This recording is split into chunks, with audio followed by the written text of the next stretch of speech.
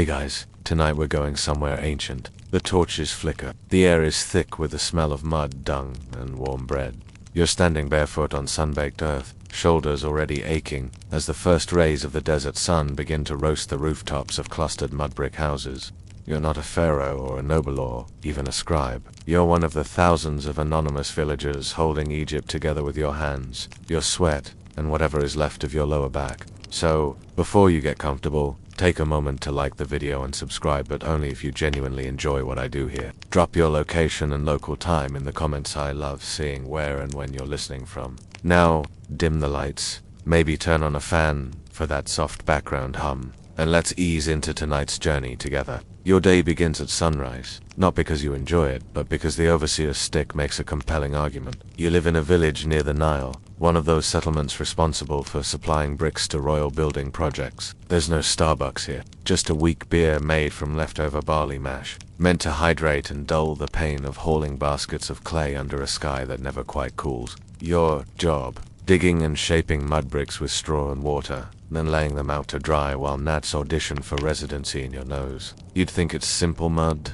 straw, repeat, but there's a quota. If the brickmaster says you owe 50 by midday and you only manage 49, well, that's one brick short of a beating. You pause for a moment by the irrigation ditch. It's barely past breakfast if you count last night's leftover lentils and a half-saggy onion as breakfast. Your tunic clings to you. A donkey brays somewhere behind a crumbling wall. Nearby, your cousin Beck is already yelling at his son for letting the goats too close to the grain silo again. In the distance, the Great Pyramid of Kafar cuts the sky. It's a constant reminder of what you're not. You didn't build that, those were the workers centuries ago. But you're still trapped under the same system, your body feeding a machine built on sacred order. Administrative obsession. Mainstream historians agree. Laborers like you formed the literal backbone of ancient Egypt.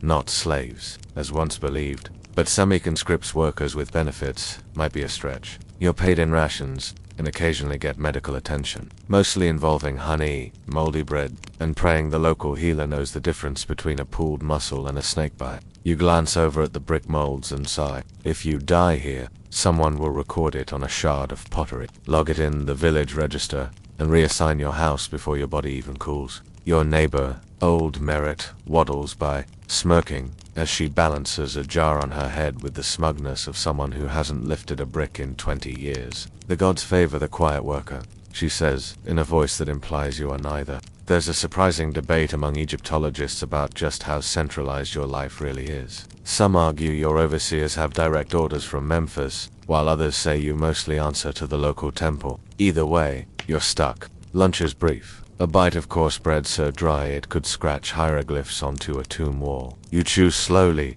imagining you're a nobleman, eating roasted duck in some shady courtyard until reality interrupts with another mud spill and a stubbed toe on a sun-cracked brick. You find small comforts, like watching the crocodiles lazily drift along the irrigation canals, mouths wide open like they're mocking you. You toss a pebble and miss. They don't flinch. Sometimes, it feels like the world is split in two. The high, unreachable stone palaces of priests and royals and your little corner of blistered hands and endless chores. Still, you get by. You've learned to stretch your rations, sneak a nap in the kiln's shade, and avoid the overseer's line of sight. One of the weirdest things, the village actually has a part-time storyteller who's also a brewer. Every full moon, he reenacts tales of gods and pharaohs using hand puppets made of date leaves. It's not exactly HBO, but after a day of hauling bricks, watching Set get bopped on the head by Horace's sock puppet is better than nothing. You head home at sunset. Your arms throb. Your back feels like it's made of sand and regret.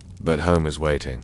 Your small clay hut, your grumbling kids, your partner who may or may not have sold your last amulet to pay for new sandals. The walls are plastered with lime poorly. There's a draft where the reed mat doesn't quite cover the window, and a persistent beetle you've named Commander Angsquish has claimed the corner by the sleeping mat. As you lie down, you wonder, is this all there is? Work, eat, sweat, repeat. Maybe tomorrow you'll volunteer for temple duty, at least the priests hand out figs. Or maybe you'll fake a snakebite. You wake the next morning to the gentle roar of an argument to huts down something about a borrowed donkey and a missing water jug. You blink crust out of your eyes and inhale deeply. The scent is unmistakable. Dust, morning bread, and whatever died near the latrine pit last night. But today isn't just brickwork. It's taxes day. You've grown, not because you don't pay them, everyone pays them, but because today the local scribe is visiting, and that means standing in line, defending your barley output like a courtroom drama, and pretending your donkey didn't eat half your produce 2 weeks ago. The scribe arrives mid-morning, riding on a reed mat carried by 2 younger officials who definitely don't enjoy their jobs. He's got that look perfectly lined eyeliner, a scroll in one hand, and an expression that says, "I control your life, and I know it." Scribes are the bureaucratic glue of ancient Egypt. Mainstream fact. Most people couldn't write, so scribes held immense power recording births, debts, temple offerings, even how many onions your household owes the state. You try to smile, but your mouth is too dry. You clutch your offering, a basket of dried fish, 3 clay jars of beer, and a modest bundle of onion. The scribe barely looks up as he scratches something onto a piece of papyrus. "Is that all?" he murmurs. You nod, then feel bold. There was a bad harvest. He stops writing. You immediately regret speaking. Historians still argue whether temple scribes abuse their authority. You mutter to yourself, hoping he doesn't fine you for backtalk. Eventually, he moves on. You exhale. A child screams nearby because her goat stole her breakfast, and a chicken flaps violently through the tax queue, causing a mild panic. Classic Egypt. After paying, you shovel toward the temple. Not to worship, though that wouldn't hurt, but because it's where you're expected to offer thanks for surviving another tax season. And where better to do that than in front of a 30-foot limestone statue with eyeliner more perfect than yours will ever be. Temples are more than just spiritual centers. They're banks, granaries, and tax offices all rolled into one. You whisper a prayer, mostly for show. Behind you, a priest coughs dramatically until someone drops a coin into the offering box. You stop by the scribal wall, a massive slab carved with tax laws, temple proclamations, and last year's wheat census. You can't read any of it, of course, but it's comforting to know that somewhere, in all these little chisels, your life is being accounted for. Your friend Mena once joked that scribes live forever not because of magic, but because their names are etched into more walls than there are bricks in your hut. You smirk at the thought, then return to the market. The village market is chaos. Bartering isn't for the faint-hearted. You're trading with your neighbors, and everyone knows who watered down their beer, who overcooked their lentils, and who owes whom a chicken. It's personal. You're hoping to score some fresh dates, but the seller wants 2 baskets of grain. You offer 1 and a broken amulet. He scoffs. You add half a sandal. He nods. Deal. You catch sight of the scribe again, this time sipping beer in the shade. It's not fair, you think. He gets beer, shade, and a fancy chair. You get sunstroke and a deadline for barley quotas.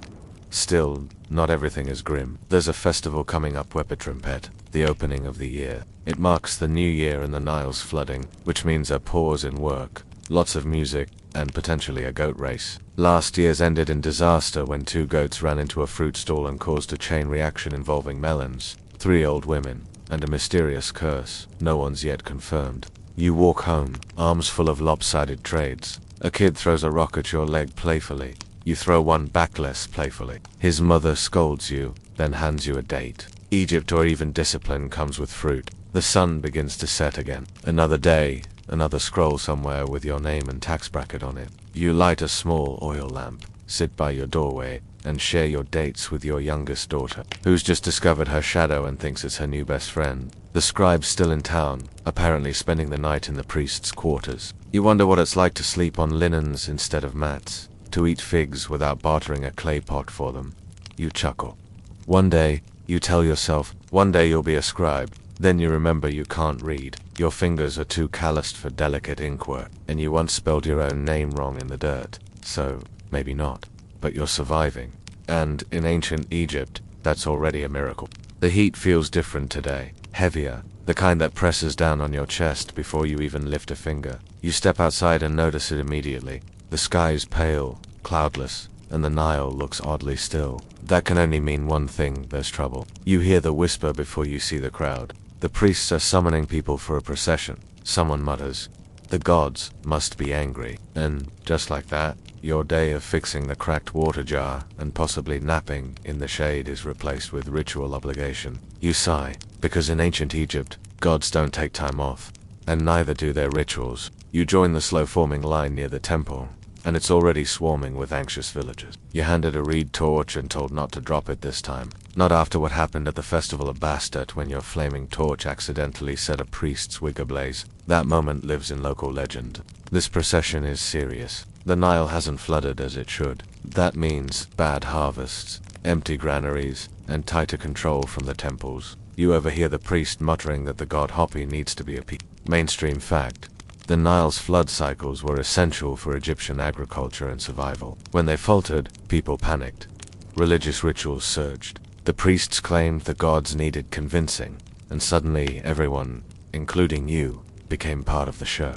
You line up with the others, holding your torch in one hand and a basket of offering in the other. Inside, 3 dried fish, a pomegranate, and a carved wooden ibis that your aunt swore would bring divine favor. You never believed her, but it was that, or a moldy onion.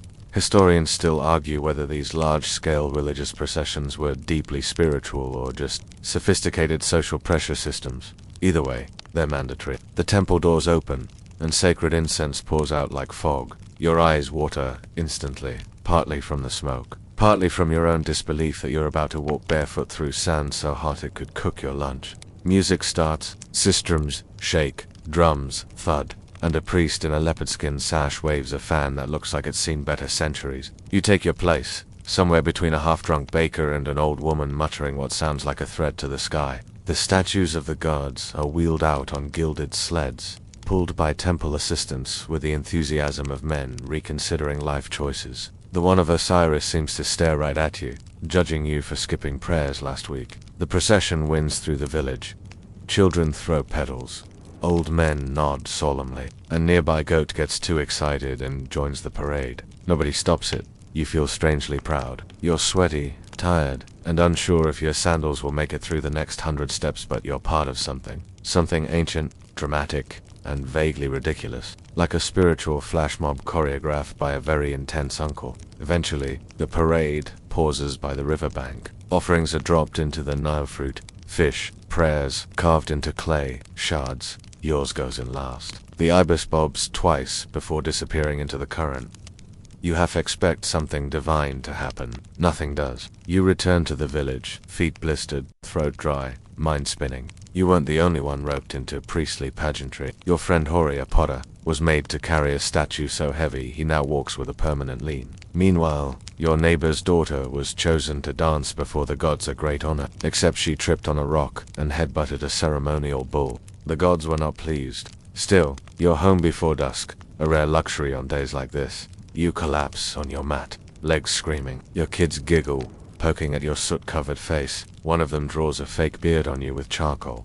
Now you're a priest, they say. You chuckle, letting the exhaustion melt into the laughter. Outside, the sky darkens, but no rain comes. The Nile remains low.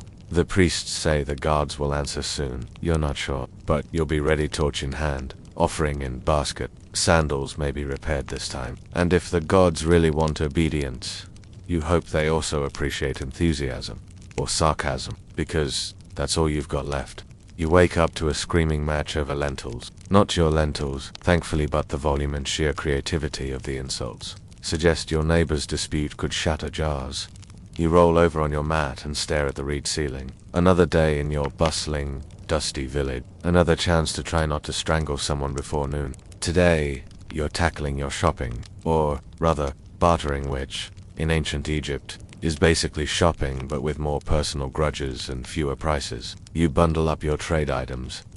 A small jug of date wine, a chipped amulet shaped like a frog, and 3 modest lumps of natron, which is kind of like the all-purpose cleaner of the ancient world. It deodorizes, dries out fish, and, if rumors are true, works wonders on your underarms. You head to the market square. It's hot, crowded, and smells like a combination of donkey, sweat, and ambition. The kind of place where friendships are forged, broken, and sometimes ended over an overripe melon. You're looking for lentils, some fresh garlic, and maybe if fortune smiles new sandals. Yours are held together with string, prayer, and denial. You make your first trade. A slightly fermented bottle of beer for a half measure of garlic and a dirty look. The seller swears it's premium. You're not so sure, but you can't afford to be picky. As you move from stall to stall, A familiar shriek pierces the air. It's Merritt, your dramatic neighbor, and she's chasing a cat with a stick. It stole my fish again, she cries. The cat, smug as ever, ducks behind a merchant stand and disappears. You've seen this cat before. It's infamous. Some say it's blessed by Bastet, the cat goddess. Others say it's just evil. Quirky tidbit. Some families kept cats not just as pets but as sacred beings. If one died, you were expected to shave your eyebrows in mourning. You consider how many shaved faces you've seen lately and suddenly suspect a feline crime ring. You finally spot a sandal vendor. The leather looks decent, the stitching passable. You try one on. It fits like it was made for someone else's foot, but that's good enough. I'll trade you this amulet, you say. The vendor squints. That frog's missing a leg. It's abstract. E chuckles. 2 baskets of grain, 1.5. And I'll throw in this mystery spice I found last month. What is it? I'm not sure. Smells like courage and regret. You walk away with your new sandals. They're too stiff, but they'll break in hopefully before your feet do. Back home, you realize your lentils are missing. Classic. You retrace your steps. Nothing. You accuse your neighbor's son. He shrugs. You accuse the cat. It blinks at you with the blankness of a creature that knows it owns you. This is life in ancient Egypt's households. Chaotic, competitive, and community-driven in the worst and best ways. You share walls, food, chores, and sometimes curses spoken or implied. There's a mild scandal brewing over a missing statue from the shrine near the well. Rumor has it that someone tried to sell it in the next village. Historians still argue whether local thefts like this were signs of social unrest, or just someone trying to afford more lentils. Back in your courtyard, your partner's grinding grain with that look on their face, the one that says, "We need to talk," but also, "You forgot to fix the oven again." You pretend not to notice and go fix the oven. The kids are pretending to be gods again. One of them insists on being Set, the chaos god, and is now enthusiastically smashing clay pots with a stick. It's either harmless fun or early priest training, maybe both. You think about how your day has gone, lost lentils, dodged bartering, disasters, gained sandals, and watched a cat possibly curse half the village. Could be worse. You finish the evening on your rooftop, where it's cooler. You sip weak beer, stare at the horizon, and wonder what tomorrow's chaos will bring. Then you hear a crash. Someone's shouting. You sigh. The cat's back.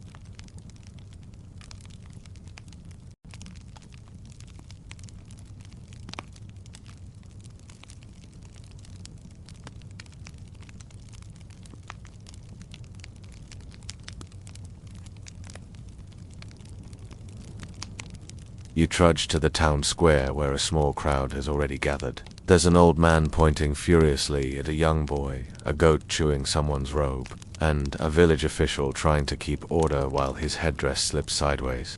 The case. Classic.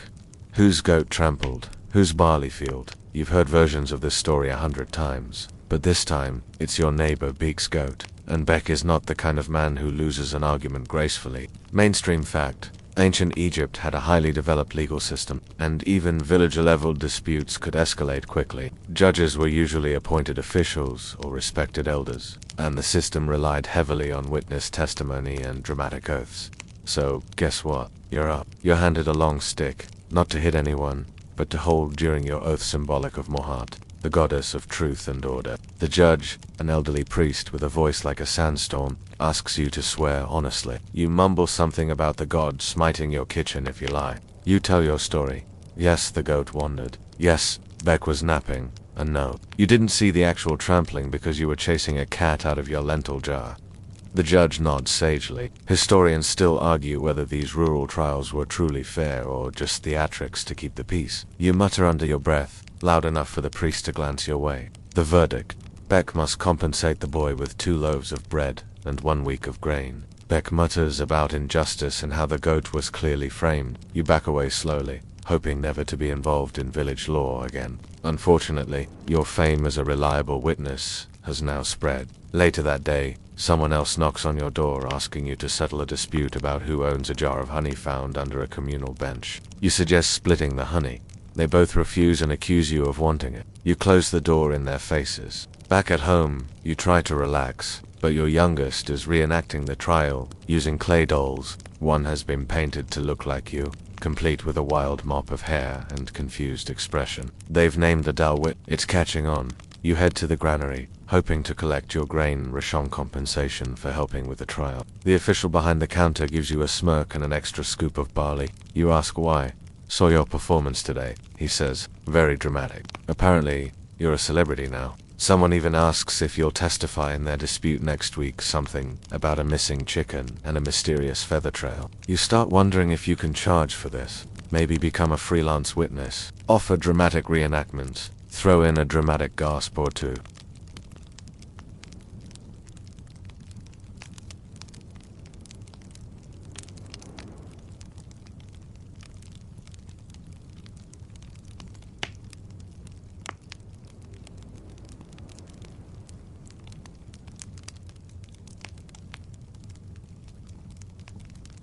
That night, as you lie on your mat, staring at the thatched ceiling and trying to ignore the soft chewing sound of something in the corner, you reflect. Egyptian justice is hard. Oaths with sticks. Goose, bribery, rumors, witness dolls named but somehow, it works. Kind of. Nobody died. The goat is fine. The barley will regrow. You close your eyes and dream of it. It begins with a cough, just a small one. But you feel it deep in your chest as you climb out of bed. Your knees creak louder than usual. Your back sends up a formal complaint. You're getting old, not priest old. Can't carry to Amphory without regretting it old. And that means one thing. Time to start preparing for the afterlife. You sit outside, watching the sun rise over the Nile's silty shimmer. It's beautiful in that way that makes you feel small. You chew on a piece of dried fig and consider how your life will be judged in the field of reeds. Will your heart weigh lighter than a feather? Or did the cat incident alone tip the scales? Your partner joins you with a sigh and a knowing look. You need to start saving for a coffin. They say you groan. I can barely save for garlic. Still, they're right. In ancient Egypt, a proper burial isn't just a tradition, it's a cosmic necessity. Without it, your soul risks wandering for eternity, dodging crocodile-headed judges, and maybe bumping into your least favorite neighbors. So you head to the Embalmer Street. It's not where the elite Gothos people commission golden sarcophagi and have their hearts weighed in marble halls. You're here for the budget options. Mainstream fact. There was a literal menu of funerary services in ancient Egypt. If you couldn't afford full embalming, you could request a simplified packaged omnatron, a linen wrap, a small charm or two. You're shown a used coffin. Used. A guy named Jennifer apparently got a last-minute upgrade and never even touched this one. You inspect it a bit cracked. The paint's faded. One of the guards is missing an arm. But it's fine. You haggle, of course. 2 goats. Ridiculous. 1 goat and a pot of beer. 2 goats, and you get a lid. 1 goat, 1 frog amulet, and my cousin will paint over the missing arm. Done. You walk away with a coffin. It's surreal. Next, you need Shaptus, those little figurines that do your chores in the afterlife. You only have enough for 3. Which means afterlife you are still doing some laundry. But at least you'll have help. There's a moment, at home, when you sit beside your burial box and wonder if it's too early to have it lying around. The kids start storing toys in it. You scold them, then realize it's kind of poetic. Then comes the question of your tomb. You won't get one of those fancy, rock-cut chambers filled with treasure and curses. You'll get a mud brick shaft in a communal cemetery maybe with a single painted panel showing your life. You think about how to pose. Maybe you'll depict that one good harvest year, or the day you weren't blamed for the goat.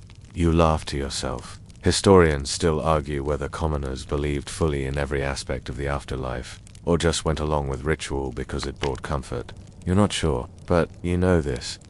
The idea that your soul might cross into paradise and live forever, free of work, worry, or taxes. That sounds nice. You spend your days tying up loose ends, fixing the oven, telling stories to your grandkids, offering silent prayers at the shrine by the fig tree. You visit your parents' graves and leave bread and beer. You whisper thanks. You find yourself moving slower, watching more. The village doesn't change much, but you start noticing things you used to miss. How the dusk glows gold at sunset. How the temple bells echo like a heartbeat. How your neighbor's chicken has started following you around like a familiar. You're not afraid. Not exactly. But you are curious. That night, you lie beside your partner, their breath soft in the dark.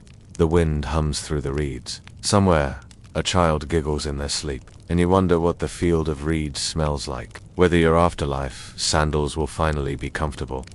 If the gods have a sense of humor, you hope so. Wind down so now, you breathe slower. You let the weight of the day melt away as the sun sets behind your closed eyes. You picture the still waters of the Nile under moonlight, calm and endless, mirroring the stars above. Somewhere nearby, incense burns. A soft drum beats, not in ritual, but rhythm steady, slow, like your own heartbeat easing into rest. You've walked the dusty streets, carried the bricks, paid the taxes, fought the cat, and you made it. Not as a pharaoh, not even a priest, but as yourself.